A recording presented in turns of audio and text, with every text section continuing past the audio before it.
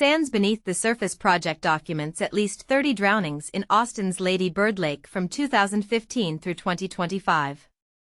The investigation honors every victim and invites families to share photos and memories.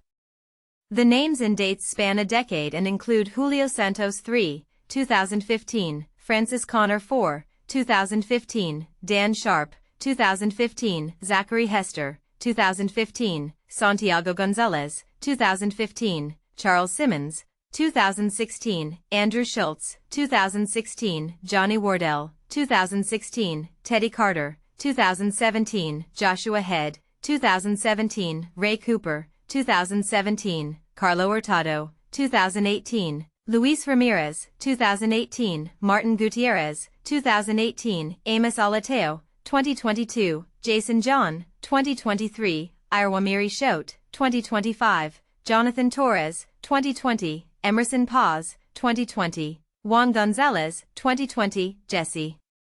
Tobar, 2020, Huy Nguyen, 2021, Erik Manzanares-Medrano, 2021, Rocael Lopez, 2022, Ricky Parks, 2022, Christopher Gutierrez, 2022, Jonathan Honey, 2023, and a listed unknown male in 2024.